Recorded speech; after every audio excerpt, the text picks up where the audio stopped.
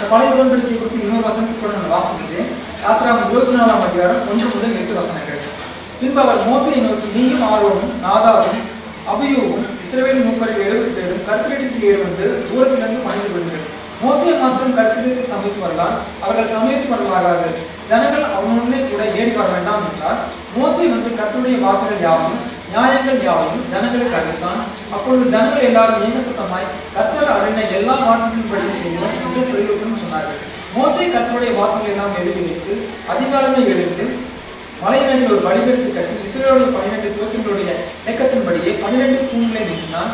இஸ்ரவேலின் புத்திரர் பாடிகளை அனுப்பினான். அவர்கள் சர்வாங்க தகன பலிகளை செலுத்தி கர்த்தருக்கு சமாதான பலிகளை காளைகளை பலித்தார்கள். அப்பொழுது மோசே அந்த இரத்தத்தில் பாதி எடுத்து பாத்திரங்களில் வார்த்து பாதி இரத்தத்தை பலிபீடத்தில் வைத்து உடன்படிக்கையின் புத்தகத்தை எடுத்து ஜனங்கள் காது கேட்க வாசித்தான். அவர்கள் கர்த்தர் சொன்னபடியெல்லாம் செய்து கீழ்ப்படிந்து நடப்போம் என்றார்கள். அப்பொழுது மோசே ரத்தத்தை எடுத்து ஜனங்கள் மேல் தெளித்து இந்த வார்த்தைகள் யாவும் குறித்து கர்த்தர் உங்களுடன் பண்ண உடன்படிக்கையின் ரத்தம் இதுவே என்று சொன்னாங்க. அதாவது பழைய உடன்படிக்கையின் ரத்தம் எது என்று இப்ப நான் பார்க்கணும். காலை விளையாட்ட கடன் ரத்தம் தான் பழைய உடன்படிக்கையின் ரத்தம் என்று சொல்கிறார். புது உடன்படிக்கையின் ரத்தம் எது? கர்த்தர் இயேசு கிறிஸ்து ஏற்கனவே 26, 27, 26ஆம் அதிகாரம் 26, 27 வசனத்தில் சொல்கிறார். அது என்னுடைய புது உடன்படிக்கையின் ரத்தம் என்று சொல்லியிருக்காரு. அப்ப பழைய உடன்படிக்கையின் ரத்தம் எது? காலை விளையாட்டு கடாவின் ரத்தம் தான் பழைய உடன்படிக்கையின் ரத்தம் என்று சொல்றாங்க. அது இன்னும் நாம் தெளிவாக பார்க்க போறோம். எபிரேயர் 9ஆம் அதிகாரம் 19, 20ஆம் வசனத்தை நான் வாசிக்கிறேன். எப்படி எனில் மோசே நியாயப்பிரமாணத்தின்படி சகல ஜனங்களுக்கும் எல்லா கட்டளையும் சொன்ன பின்பு இளங்காலை வெள்ளாட்டு கடா இவர்களின் ரத்தத்தை தண்ணீரோடும் சிவப்பான ஆட்டு மயிரோடும் ஈசோப்போடும் கூட எடுத்து புஸ்தகத்தின் மேல் ஜனங்கள் மேலும் தெளித்து தேவன் உங்களுக்கு கட்டளையிட்ட உடன்படிக்கும் ரத்தம் இதுவே என்று சொன்னார். இதுதான் அந்த பழைய உடன்படிக்கும் ரத்தம். அதாவது காலை வெள்ளாட்டு கடா இந்த ரத்தம் தான் பழைய உடன்படிக்கும் ரத்தம். இந்த உடன்படிக்கை ரத்தம் என்ன செய்கிறது? 21ஆம் வசனம், இவ்விதமாக கூடாரத்தின் மேலும் ஆராதனை சகல பணத்தின் மேலும் ரத்தத்தை தெளித்தான்.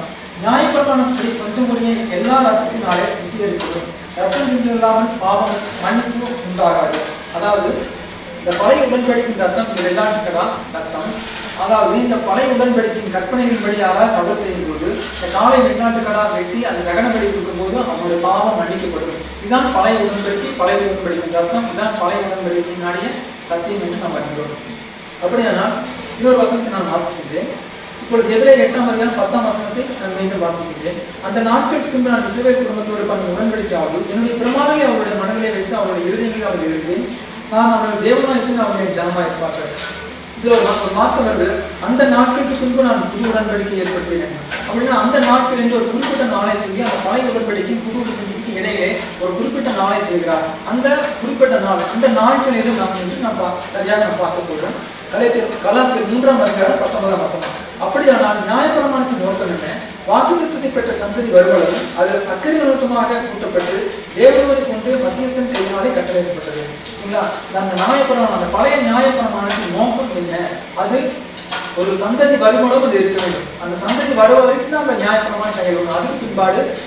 அதற்கு பிற்பாடு நான் புது உடன்படிக்கை ஏற்படுத்தினேன் என்று சொல்கிறார். நியாயப்பிரமாணம் என்ன? உடன்படிக்கை, உடன்படிக்கை என்றால் என்ன? கற்பனை, கற்பனை என்றால் ஒரு குறிப்பிட்ட வசனம்.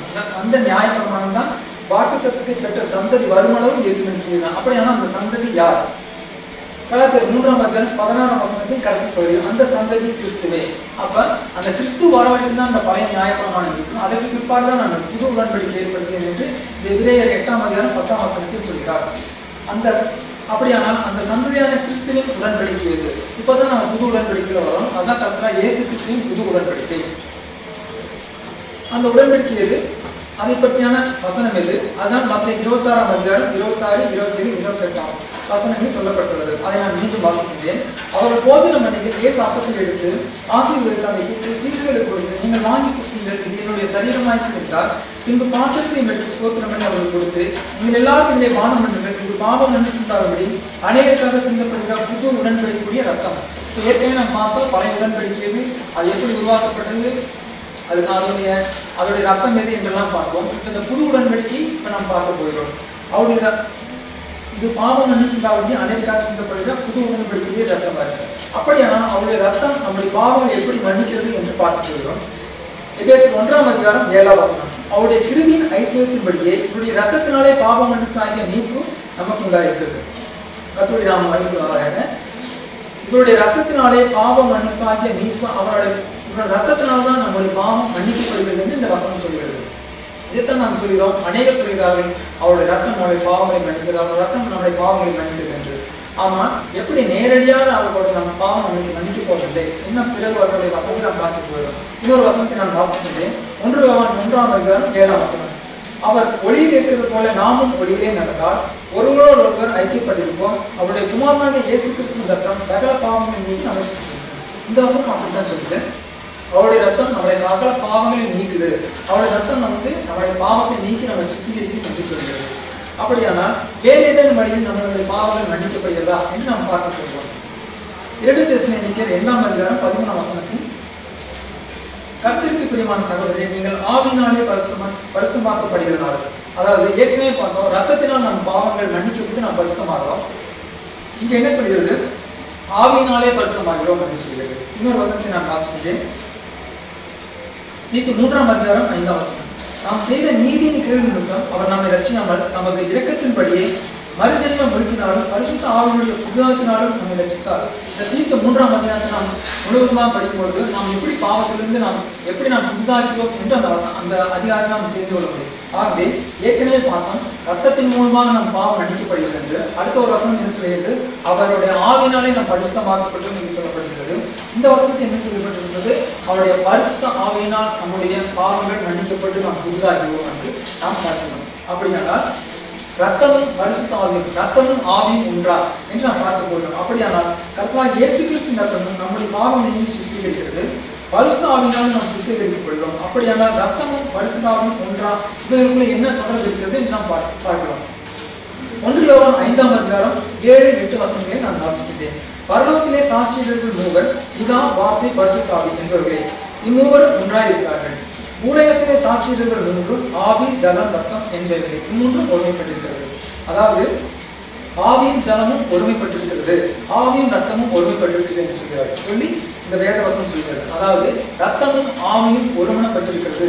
ஆகவே அந்த ரத்தம் நம்முடைய பாவங்களை மன்னிக்கிறது என்று அவர் சொல்கிறது. அடுத்தடுத்த வசனங்களில் ஆவி என்று சொல்கிறார். அப்படினால் கர்த்தராகிய இயேசு கிறிஸ்து ஆவி என்ன ஆவி? பரிசுத்த ஆவி. அப்படியானால் பரிசுத்த ஆவிதான் நம்முடைய பாவங்களை மன்னிக்கிறது என்று இந்த வசனங்களின் மூலம் நாம் தெரிந்து கொள்ள போகிறோம். ஆகவே இந்த வசனப்படி ஆவியும் ரத்தமும் ஒன்றாய் இருக்கிறது என்று அறிகிறோம். அப்படியானால் பரிசுத்த ஆவிதான் நம்முடைய பாவங்களை மன்னிக்கிறது என்பதை மறைமுகமாக தீர்க்க தரிசனமாக மத்திய 26:28 கர்த்தராகிய இயேசு கிறிஸ்து சொல்லியிருக்கிறார். அதை நாம் தெளிவுபடுத்திக் கொள்ள வேண்டும். இப்பொழுது மத்திய 26:28 நான் வாசிக்கின்றேன். இது பாவம் மன்னிப்பின்படி அநேகருக்காக சிந்தப்படுகிற புது உடன்படிக்கை என்னுடைய அர்த்தமாயிருக்கிறது. இந்த வசனத்துல இது என்று சொல்கிறார். அப்படின்னா இது என்றால் என்ன? 27ஆம் வசனத்தை நான் வாசிக்கின்றேன். இன்னும் பாத்திரத்தையும் எடுத்து ஸ்தோத்திரம் பண்ணி அவர்கள் கொடுத்து நீங்கள் எல்லோரும் இதை பானம் பண்ணுங்கள். 28ஆம் வசனம், இது பாவம் மன்னிப்புண்டாகும்படி அநேகருக்காக சிந்தப்படுகிற புது உடன்படிக்கை என்னுடைய அர்த்தமாயிருக்கிறது. அந்த பாத்திரத்தை தான் அவர் என்ன சொல்கிறாரு? இது பாவம் மன்னிப்புண்டாகும்படி, இது பாவம் மன்னிப்புண்டாகும்படி எதே சொல்கிறார்? அந்த பாத்திரத்தை தான் சொல்கிறார். அந்த பாத்திரத்தை தான் சொல்கிறார் என்று இன்னொரு வசனத்தின் மூலமாக நாம் அறிந்து கொள்கிறோம்.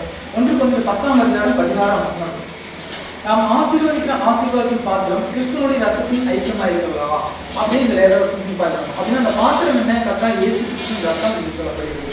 ஆகவே இந்த பாத்திரம் தான் பரிசுத்த ஆவியானவரா? இந்த பாத்திரம் என்றால் என்ன என்று நாம் இன்னும் வேறு சில வசனங்களை தெளிவுபடுத்திக் கொள்ள போகிறோம். அப்படியானால் இதில் பாத்திரம் என்றால் என்ன, எதை குறிக்கிறது? மத்திய 26:39, 42, 44 வசனத்தை நான் வாசிக்கின்றேன். சற்று அப்புறம் போய் முன்புற விழுந்து, என் பிதாவே இந்த பாத்திரம் என்னை விட்டு நீங்கி கொடுமானால் நீங்கும்படி செய்யும், ஆகியும் என் சித்தத்தின்படி இல்லை உங்களுடைய சித்தத்தின்படியே ஆகக்கூடாது என்று ஜெபம் என்றார். 42ஆம் வசனம், அவர் மறுபடியும் 2ஆம் தரம் போய், என் பிதாவே இந்த பாத்திரத்தில் நான் பானம் என்றால் இது என்னை விட்டு நீங்க கூடாது சித்தத்தின்படி ஆகக்கூடாது என்று ஜெபம் என்றார். 44ஆம் வசனம், அவர் மறுபடியும் அவர்களை விட்டு போய் 3ஆம் தரம் அந்த வார்த்தையே சொல்லி ஜெபம் என்ன ஜெபம் பண்றாரு? இந்த பாத்திரம் என்னை விட்டு நீங்க கூடுமானால் நீங்கப்படி செய்யும், ஆனால் என்னுடைய சித்தத்தின்படி இல்லை உங்களுடைய சித்தத்தின்படியே ஆகக்கூடாது என்று சொல்கிறார். அதாவது அவர் என்ன சொல்றாரு? இந்த பாத்திரம் என்று திரும்ப சொல்கிறார். அப்படியானால் ஏதோ ஒன்று அவரை விட்டு நீங்குகிறது, அதுதான் ஒரு பாத்திரம் என்று நாம் இங்கே காண்கிறோம். அப்படின்னா அவரை விட்டு என்ன நீங்கிறது? மத்திய 27:50 வசனம், இயேசு மறுபடியும் மகாசத்தமாய் கூப்பிட்டு ஆவி விட்டார். இந்த வசனம் நமக்கு தெரியும். அதாவது அவர் கல்வாரிசில் அடிக்கப்பட்டு நொறுக்கப்பட்டு கடைசி சூழ்நிலையில மகாசத்தமாய் கூப்பிட்டு ஆவியை விட்டார் என்று சொல்லப்படுவது. அப்படியானால் ஏற்கனவே பார்த்தோம் மற்ற 26ஆம் அதிகாரம் 39-42 வசனத்தில் கர்த்தாவே இந்த பாத்திரம் என்னை விட்டு நீங்க குடும்பமாக நீங்க செய்யும் அப்படின்னு சொல்றாரு. அப்படியானால் மற்ற 27ஆம் அதிகாரம் 50ஆம் வசனத்தில் எது அவரை விட்டு நீங்க இருக்குது அவருடைய ஆவி. அப்படியானால் கர்த்தராகிய இயேசு கிறிஸ்துவின் ஆவிதான் பரிசுத்த ஆவி.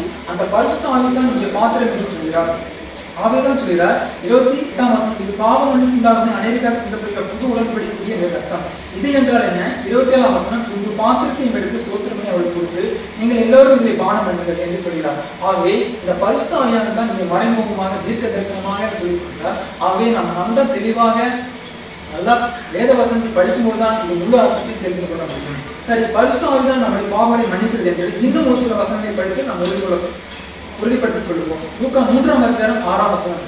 அவன் யோர்தான் நதிக்கு அருகான தேசமென்று போய் பாவ மன்னிப்பு என்று மனதிற்கு ஏற்ற ஞானஸ்தானத்தை குறித்து பிரசங்கித்தான்.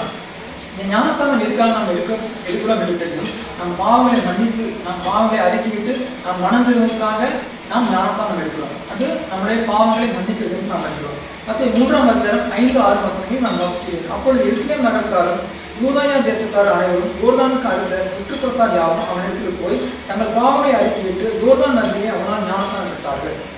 அதாவது தன்னுடைய பாவங்களை அறிக்கைவிட்டு அவன் ஞானஸ்தானம் பெறப்படும் பொழுது அவனுடைய பாவம் மன்னிக்கப்படும். ஆனால் நம்முடைய பாவம் மன்னிக்கப்படுவது, ஆனால் நாம் மீண்டும் பாவம் செய்யாமல் இருக்கிறோமா சற்று கவனித்து பார்க்க வேண்டும்.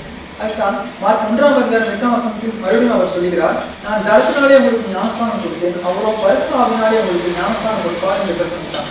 இந்த யோவான் நான் ஜலத்தினால் உங்களுக்கு ஞானஸ்தானம் கொடுத்தேன், ஆனால் எனக்கு பின்னாடி ஒருத்தர் வருகிறாரு, அவர் உங்களுக்கு பரிசுத்த ஆவியினால் ஞானஸ்தானம் கொடுப்பார் என்று சொல்கிறேன். இப்போ ஞானஸ்தானம் என்ன? பாவ மன்னிப்பு உண்டாகிறதுக்காக தான் ஞானஸ்தானம் பெற்றுக்கொள்கிறோம். அது தெளிவாக பின்வரும் வசனங்களை வாசிப்போம். இந்த பரிசுத்த ஆவி நம்முடைய பாவங்கள் எப்படி நம்மை விட்டு நீக்கிறது என்று பார்ப்போம். எபேசியர் 1ஆம் அதிகாரம் 7ஆம் வசனம். அவருடைய கிருபையின் ஐஸ்வர்யத்தின்படியே இவருடைய ரத்தத்தினாலே பாவம் மன்னிப்பாக மீட்பு இவருக்குள் நமக்கு உண்டாயிருக்கிறது. அதாவது அவருடைய பாவம், அவருடைய ரத்தம் தான் நம்மளுடைய பாவங்களை மன்னிக்கிறது. ரத்தம் என்றால் என்ன? ஆவி. ஆவி என்றால் என்ன? கர்த்தராகிய இயேசு கிறிஸ்துவினுடைய பரிசுத்த ஆவி தான் நம்முடைய பாவங்களை மன்னிக்கிறது. இதுல கிருபை எங்கே உதவி செய்கிறது? இந்த கிருபை நம்முடைய பாவங்களை நீக்க எப்படி உதவுகிறது என்று பார்ப்போம். ரோமர் 5ஆம் அதிகாரம் 16ஆம் வசனம். மேலும் ஒருவன் பாவம் செய்தானால் உண்டான தீர்ப்பு தேவன் அருளின் தீர்ப்பு ஒப்பானதில்லை. அந்த தீர்ப்பு ஒரே குற்றம் நிமித்தம் ஆக்கணிக்கு ஏதுவாகிறது. கிருபை வருமோ அநேக குற்றங்களை நீக்கி நீதி விளக்கும் தீர்ப்புக்கு ஏதுவாயிருக்கிறது. கர்த்தருடைய நாமம் மகிமைப்படுவதாக. அதாவது கிருபை வருமோ அநேக குற்றங்களை நீக்கி நீதி விளங்கும் தீர்ப்புக்கு ஏதுவாயிருக்கிறது. அதாவது இந்த பாவங்கள் அதிகமா இந்த புது உடன்படிக்கை பழைய உடன்படிக்கையின்படி ஒருத்தர் பாவம் செஞ்சாங்கன்னா அவங்களுக்கு பலியிடுவாங்க, அப்பொழுது அவங்களுக்கு பாவம் மன்னிப்படுவாங்க. ஆனால் புது உடன்படிக்கையின்படி நம்முடைய பாவங்கள் நம்ம என்ன பாவம் செய்யறோம் அப்படின்னு சொல்லி அவருக்கு அந்த கிருபையின் மூலமாக நம்ம பாவங்களை உணர்த்துவார். ஒவ்வொரு பாவங்களாக நம்மளை விட்டு நீக்கி முழுவதுமாக பரிசுத்தமாக தான் பரிசுத்த ஆவியானவர்களுடைய வேலையாக இருக்கிறது. அதுக்காக தான் இந்த கிருபை நமக்கு உதவி செய்கிறது. நாம் பாவம் செய்தால் உடனே நாம் தண்டனை பெறப்போவதில்லை. அந்த பாவங்கள் என்ன செய்தால் நாம் என்ன பாவம் செய்வோம் என்பது உணர்த்தி அந்த பாவத்திலிருந்து நாம் எப்படி விடுபட வேண்டும் என்பதுதான் கிருபையும் பரிசுத்தாவியும் நமக்காக உதவி செய்கிறோம் என்று இந்த வசனத்தில் நாம் பார்க்கிறோம். அப்படியானால் குற்றம், அதாவது பாவம் என்றால் என்ன? அதாவது 1 யோவான் 3ஆம் அதிகாரம் 4ஆம் வசனத்தில் நான் வாசிக்கிறேன். பாவம் செய்கிறவன் நியாயப்பிரமாணத்தை மீறுகிறான், நியாயப்பிரமாணத்தை மீறுகிறதே பாவம். அதாவது பாவம் என்றால் என்ன? நியாயப்பிரமாணத்தை மீறுதான் பாவம். அந்த குற்றம் என்று பார்த்தோம் இல்லையா, அந்த குற்றம் தான் பாவம். அந்த பாவம் என்றால் என்ன? பாவம் என்றால் அது இது நமக்கு ஏதோ வகையில சொல்லுவாங்க, இதுதான் பாவம் அதுதான் பாவம் அப்படின்னு சொல்லி. ஆனால் பரிசுத்த வேதாகம் மிக தெளிவாக சொல்கிறது, நியாயப்பிரமாணத்தை மீறுகிறதே பாவம் அப்படின்னு சொல்லி. அப்படின்னா நியாயப்பிரமாணம் என்று நாம் ஏற்கனவே பார்த்தோம். நியாயப்பிரமாணம் என்பது உடன்படிக்கை என்பது என்ன? கற்பனை என்பது என்ன? ஒரு குறிப்பிட்ட சில வசனங்கள். அதே போல புது உடன்படிக்கையும் ஒரு குறிப்பிட்ட வசனங்கள் இருக்கிறது. அந்த குறிப்பிட்ட வசனங்கள் தான் கற்பனை, அந்த கற்பனை தான் உடன்படிக்கை, அந்த உடன்படிக்கை தான் நியாயப்பிரமாணம். ஆகவே பாவம் செய்கிற எவனும் நியாயப்பிரமாணத்தை மீறுகிறான், நியாயப்பிரமாணத்தை மீறுகிறதே பாவம். ஆக அந்த நியாயப்பிரமாணத்தை மீறாமல் இருக்கிறதுக்காகத்தான் கர்த்தராகிய இயேசு கிறிஸ்து தன்னுடைய ரத்தமாகிய ஆவி, அதாவது பரிசுத்த ஆவியை கிருபையின் மூலமாக நம்ம கொடுத்து ஒவ்வொரு குற்றத்திலிருந்து அந்த புது உடன்படிக்கையிலிருந்து நாம் கை கொண்டு போது நாம் ஒவ்வொரு குற்றத்திலும் நாம் நீக்கி முழுவதுமாக பரிசுத்தமடைய செய்வதுதான் பரிசுத்த ஆவியினுடைய வேலை. அதுதான் புது உடன்படிக்கையினுடைய முக்கியமான வேலையாக இருக்கிறது. இப்போ மறுபடியும் நம்ம 26ஆம் அதிகாரம் 26, 27, 28 வசனங்களை வாசிக்கின்றேன். அவர்கள் போஜனம் பண்ணிக்க இயேசு அப்பத்தை எடுத்து ஆசீர்வதித்து அதை விட்டு சீசர்களுக்கு கொடுத்து நீங்கள் வாங்கி புசிங்கள், இது என்னுடைய சரீரமாய்க்கிறது என்றார். இங்கு பாத்திரத்தை எடுத்து ஸ்தோத்திரம் பண்ணி அவர்கள் கொடுத்து நீங்கள் எல்லாரும் இதை பானம் பண்ணுங்கள், இது பாவம் மன்னிப்புண்டாகுது அநேருக்காக சிந்தப்படுகிற புது உடன்படிக்கைக்குரிய என்னுடைய ரத்தமாக இருக்கிறது. உடன்படிக்கை என்றால் என்ன? நியாயப்பிரமாணம், கற்பனை கற்பனை என்றால் என்ன? உடன்படிக்கை, உடன்படிக்கையில கற்பனை, கற்பனையில சில வசனங்கள் இருக்குது. அப்படியானால் இந்த 3 வசனத்தில் அந்த புதிய உடன்படிக்கக்கூடிய சத்தியம், புது உடன்படிக்கக்கூடிய அந்த வசனங்களை குறித்து ஏதாவது சொல்லப்பட்டுள்ளதா என்று நாம் ஆராய்ந்து பார்க்கிறோம். 26ஆம் வசனத்தை நான் வாசிக்கிறேன். அவர்கள் போஜனம் பண்ணி இயேசு அப்பத்தை எடுத்து ஆசீர்வதித்து அதை விட்டு சீசர்களுக்கு கொடுத்து, நீங்கள் வாங்கி பேசுங்கள், இது என்னுடைய சரீரமாக இருக்கிறது. இந்த சரீரம் இதுதான் அந்த புது உடன்படிக்கக்கூடிய வசனங்களா என்று நாம் பார்க்க போகிறோம். யோவான் 6ஆம் அதிகாரம் 48 முதல் 54 வசனங்களை நான் வாசிக்கிறேன். ஜீவப்பும் நானே, உங்கள் பிதாக்கள் மன்னாந்தரத்திலே மன்னாவை புசித்திருந்து மறுத்தார்கள். இதிலே புசிக்கிறவன் மரியாதை இருக்கும்படி வானத்தில் இருந்த அப்பம் இதிலே, நான் வானத்தில் இருந்த ஜீவப்பம், இந்த அப்பத்தை புசிக்கிறவன் என்னென்னு கிடைப்பான். நான் கொடுக்கும் அப்பம் உலகத்தின் ஜீவனுக்காக, நான் கொடுக்கும் என் மாம்சமே என்றார். அப்பொழுது யூதர்கள், இவன் தன்னுடைய மாம்சத்தை எப்படி நமக்கு புசி கொடுப்பான் என்று தங்களுக்குள்ளே வாக்குவாதம் பண்ணுகிறார்கள். அப்புறம் இயேசு கிறிஸ்து சொல்கிறார், ஜீவ அப்பம் நானே, உங்கள் பிதாக்கள் வனாந்தரத்திலே மன்னாவை புசித்து மறுத்தார்களே அப்படின்னு சொல்லிட்டு அவர் சொல்றாரு. அதுக்கு அந்த யூதர்கள் சொல்றாங்க, இவன் தன்னுடைய மாம்சத்தை எப்படி நமக்கு புசி கொடுப்பான் அப்படின்னு ஒரு கேள்வி கேட்கிறாங்க. யூதர்கள் திருப்பி கேள்வி கேட்கிறாங்க. அதுக்கு அப்புறம் இயேசு கிறிஸ்து சொல்கிறார், அதுக்கு இயேசு அவர்கள் நோக்கி, நீங்கள் மனுஷகுமாரனுடைய மாம்சத்தை புசியாகவும் அவருடைய ரத்தத்தை பானம் பண்ணாமல் இருந்தால் உங்களுக்குள்ளே ஜீவனிலை என்று மெய்யாக சொல்கிறேன். என் மாம்சத்தை புசித்து என் ரத்தத்தை பானம் பண்ணுகிறவன் நித்தியம் உண்டு, நான் அவனை கடைசி நாளிலே எழுதுவேன் என்று அந்த யூதருக்கு பதில் சொல்கிறார். ஆனால் 59ஆம் வசனத்தில் என்ன சொல்கிறார்? கப்பர்நகூமிலே தேவாலயத்திலே அவர் உபதேசித்து இவரை சொன்னார். இந்த மேற்கண்ட வசனத்தை சொல்கிறார். சொல்ற போது அவருடைய சீசர்கள் அநேகர் இவரை கேட்ட பொழுது, இது கடினமான உபதேசம் யாரும் என்றார். ஆகவே ஜீவாப்பம் நானே என்று சொல்லி என் மாம்சத்தை புசித்து என் ரத்தத்தை பானம் நித்தியம் உண்டு, நான் அவனை கடைசி நாளிலே எழுதுவேன் என்று கர்த்தர் இயேசு கிறிஸ்து சொல்றத இந்த சீசர்கள் என்ன சொல்றாங்க? இது கடினமான உபதேசம் யார் கேட்பார்கள் என்று அவர்கள் சீசர்கள் சொல்றாங்க. அதுக்கு கர்த்தர் இயேசு கிறிஸ்து என்ன சொல்கிறார்? சீசர்கள் அதை குறித்து முழுமையாக இயேசு தமக்குள்ளே அறிந்து அவர்கள் நோக்கி, இது உங்களுக்கு இடலா இருக்கிறதோ? மனுஷகுமாரன் தான் முன்னிறதை எடுத்து ஏறி போவதை நீங்கள் காண்பீர்களானால் எப்படி இருக்கும்? ஆவியை உயிர்ப்பிக்கிறது, மாம்சம் ஒன்றுக்கு முன்பாக நான் உங்களுக்கு சொல்லுகிற வசனங்கள் ஆவியாகவும் ஜீவனமாக இருக்கிறது. அத்தோடு நாம் மன்னிப்பதாக அவருடைய என்னை மாமிச புசிங்கள் அப்படின்னு சொல்கிறாரு. ஆனா இந்த 63ஆம் வசனத்தில் என்ன சொல்கிறாரு? மாமிசம் ஒன்றுக்கும் உதவாது, நான் உங்களுக்கு சொல்லுகிற வசனங்கள் ஆவியாகவும் ஜீவனமாக இருக்கிறது என்று சொல்கிறார். ஆகவே அந்த மாமிசம் என்றால் என்ன? ஒரு குறிப்பிட்ட வசனங்களை தான் அவர் மாமிசம் என்று சொல்கிறார். அதைத்தான் மற்ற 26ஆம் வசனம் சொல்கிறது. அவர்கள் போஜனம் பண்ணிக்கலாம் ஏசு அப்பத்தை எடுத்து ஆசீர்வதித்து சீசர்கள் கொடுத்து வாங்கி புசிங்கள், இது என்னோட சரீரமாக இருக்கிறது. அதாவது மாமிசத்தான் சரீரம் என்று சொல்கிறார். அந்த மாமிசத்தை புசிங்கள் என்று சொல்கிறார். ஆனால் அந்த மாமிசம் என்பது என்ன? அது ஒரு குறிப்பிட்ட வசனத்தை தான் அவர்கள் மாமிசம் என்று சொல்கிறார். யூதர்களுக்கு அவர்கள் தெரியாமல் சொல்லல. ஆனால் சீசர்களுக்கு என்ன சொல்கிறார்? நான் மாமிசம் என்று சொல்வது, சரீரம் என்று சொல்வது ஒரு குறிப்பிட்ட வசனம். அப்படியானால் புது இந்த இடத்துல 28ஆம் வசனத்தை என்ன சொல்கிறார்? புது உடன்படிக்கை என்று சொல்கிறார். அப்படியானால் உடன்படிக்கை என்றான ஒரு குறிப்பிட்ட வசனங்கள், அதான் கற்பனை என்று பார்க்கிறோம். ஆகவே இந்த 26ஆம் வசனம் தான் மாமிசம், அதாவது புது உடன்படிக்கை என்று இங்கே தெளிவாக அவர் சொல்கிறார். இப்போ இதுதான் புதிய உடன்படிக்கை என்று நாம் தெரிந்து கொண்டோம். அதாவது என் அப்பம் என்பது என்ன? புது உடன்படிக்கை. அவருடைய ரத்தம் என்பது என்ன? பரிசுத்த ஆவி.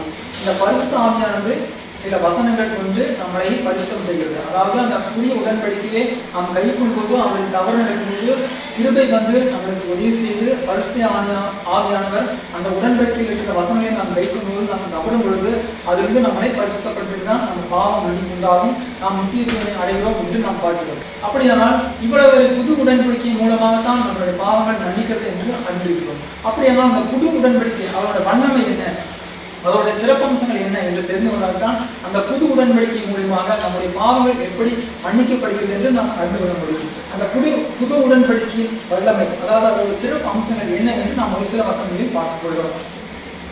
1 யோவான் 5ஆம் அதிகாரம் 3ஆம் வசனம், நாம் தேவனுடைய கற்பனை கைக்கொள்வதே அவரிடத்தில் அன்பு கூறுவதாம், அவருடைய கற்பனைகள் பாவமானதில்லை. அதாவது நம்ம தேவன் அவரிடத்துல நம்ம அன்பு கூறணும்னு சொல்றாங்கல்ல, அது என்னன்னு கேட்டா அவருடைய கற்பனைகளை கைக்கொள்றோம் அன்பு கூறுதல். அன்பு கூறுவதற்கு நாம் பல அநேக வசனங்களை சொல்லி நம்ம சொல்லுவாங்க அன்பு கூறுன்னு சொல்லி.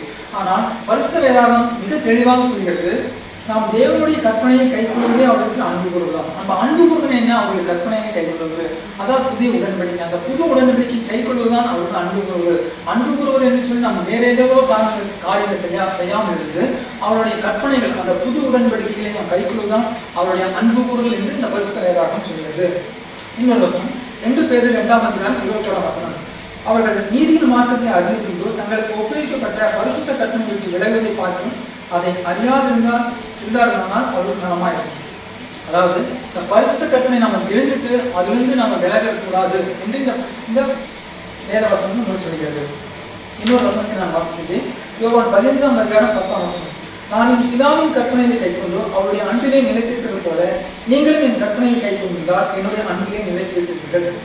அதாவது கர்த்தராகிய இயேசு கிறிஸ்து என்ன சொல்கிறாங்கன்னா, நான் என் பிதாவின் கற்பனையை கைக்கொண்டு அவருடைய அன்பிலே நிலைத்திருக்கிறது போல நீங்களும் என் கற்பனையை கைக்கொண்டால் என்னுடைய அன்பிலே நிலைத்திருக்கிறீர்கள். அதாவது அந்த புது உடன்படிக்கை நீங்க கைக்கொள்றது தான் நீங்க என்னோட அன்பா இருக்கிறீங்க, அதான் நிலைச்சிருக்கிறது அப்படின்னு சொல்றாரு. நம்ம கர்த்தரோட எப்பவுமே இசைவா இருக்கிறோம். கர்த்தர் எனக்கு தெரியும், கர்த்தராகிய இயேசு கிறிஸ்து எனக்கு தெரியும், அவர் என்னோடு கூடியிருக்கிறார், நான் அவரோடு கூடியிருக்கேன், அவர் என்னோடு பேசுகிறேன் என்றெல்லாம் நம்ம சொல்கிறோம். ஆனால் அது உண்மையான அர்த்தம் என்ன என்றால் கர்த்தராகிய இயேசு கிறிஸ்து சொல்கிறார், நான் என் பிதாவின் கற்பனை கைக்கொள்ற போல நீங்களும் என்னுடைய கற்பனைகளை கைக்கொண்டால் நீங்களே நிலைத்திருப்பீர்கள் என்று சொல்கிறார். சும்மாவெல்லாம் நாம் அதெல்லாம் நிலைத்திருக்க முடியாது.